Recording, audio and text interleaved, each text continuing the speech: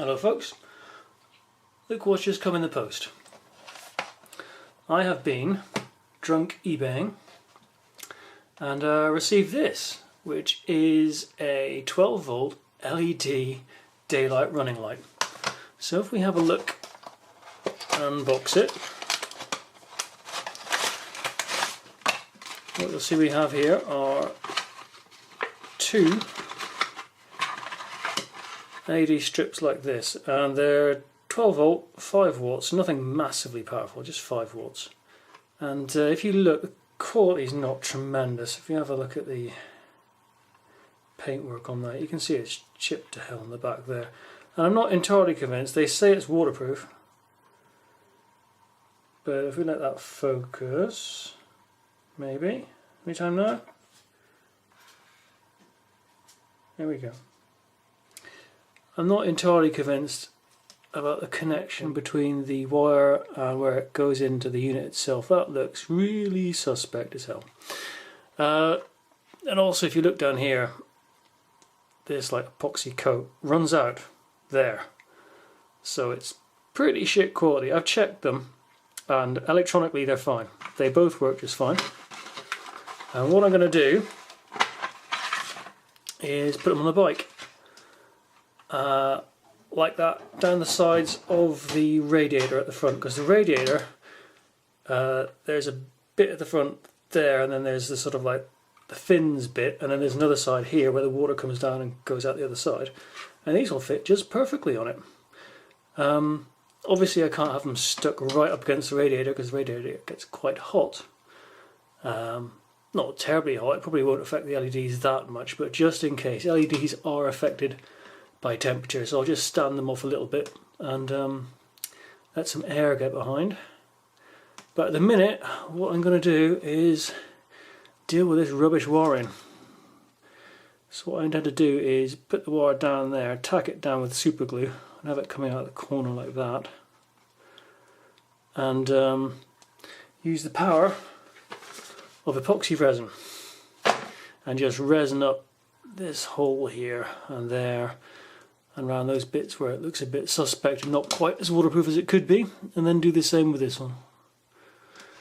And then I'll let that cure overnight, and we'll have a go at putting it on the bike tomorrow, and that should be a giggle.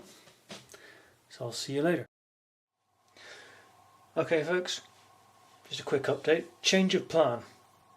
Instead of using epoxy resin, I realised I've got some of this silicone RTV gasket stuff, which makes far more sense. So I've RTV'd up one of them already. You can see at the bottom there and at the top. Here's one I haven't done any work on yet, and you can see it's quite simple. I've just super glued that in so it can't move, and then you put the RTV on it, and I have a spatula, and you just spread it over the areas you need to, and the job's done. That'll take a few hours to dry, but I mean I've got all night. First off, alarm, so ignition. That's quite bright.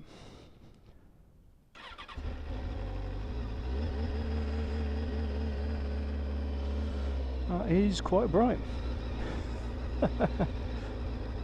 I like it. Is that an engine warning light? I'm sure I plugged everything back in. It does flicker a bit at low revs. That's alright. What is that engine warning light? It's not the oil, that's a different light. Have I not connected one of the sensors up when I reassembled it? That's possible.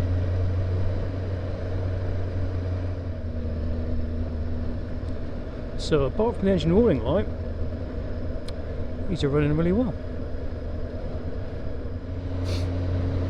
The real test will be at the top of the hill, where there's a really nasty staggered junction. And I quite often have people pull out on me And I've often suspected it's because they see the two front lights and they think it's a car far away rather than a motorcycle right on top of them. Like when I get to work, one of my colleagues has a cable you plug into the engine. What do you call it? Well, the ones that tells you the engine problems, if there are any, and we'll see what that light means. So I'm sure I've just knocked a cable somewhere. I haven't done anything fundamentally knackering to it.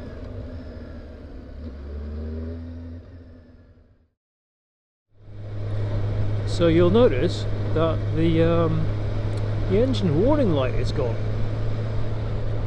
I managed to fix that yesterday. So I did a bit of searching on the internets, and behold, the engine warning light coming on is a thing. It's a Triumph thing. If you mess about with the electronics, frequently you end up with an engine warning light on. So the trick to it is to heat cycle the engine 3 times. So you start with a cold engine, start it, wait until it gets up to, I think it's 72 or 74 degrees centigrade. I waited until 75 just to make sure. Turn it off, let it cool down about 1.5 to 2 hours. Do it again. Turn it on, start the engine, get to 75 degrees centigrade, turn it off, let it cool down 1.5 to 2 hours. Do it again. Once it's warmed up to 75 degrees centigrade for the 3rd time, turn it off. Then turn it on immediately, restart the engine, and the engine light goes off. Amazing. So, as I was at work, I had my mate with the data cable to get the errors off the ECU. And we plugged it in, had a look, and sure enough it was everything that I had been working on.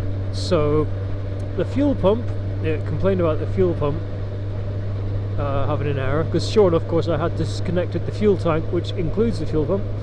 It complained about airflow issues, because of course I had disconnected the airbox and all its sensors. And then it complained about the coil packs, because as I had the coil packs exposed, taking everything off, I decided to have a look around there and see what the spark plugs were like. And then I put on the daylight running lights, and to make sure I'd connected up to the correct lighting circuit, of course I flicked the ignition on, didn't turn the engine over, because of course, you know, there's a bloody fuel tank attached, or filter for that matter. I just turned the ignition on, make sure that the correct lights lit up, and they did, and then I turned it off. But of course when I did that, I turned the ECU on, and the ECU saw all this shit hadn't been connected, all these sensors weren't on, and it shut itself.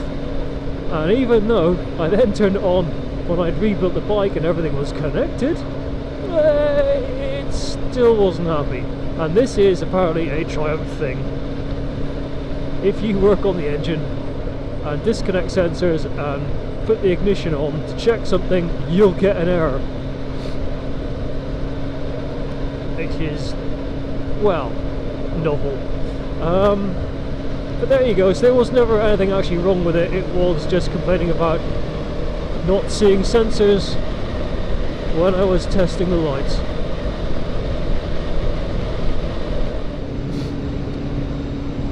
Let's have a look at what these daylight running lights look like. Because last time I went to show them, it looked like a scene from Close Encounters of the Third Kind, so it was just glowy lights everywhere.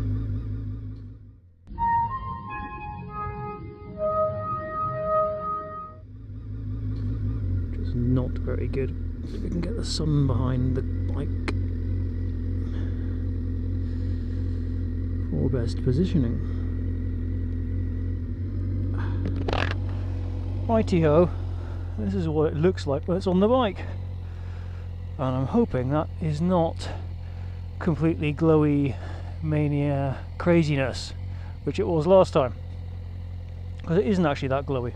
But just in case it does look like that, I am going to take a picture of it using my phone.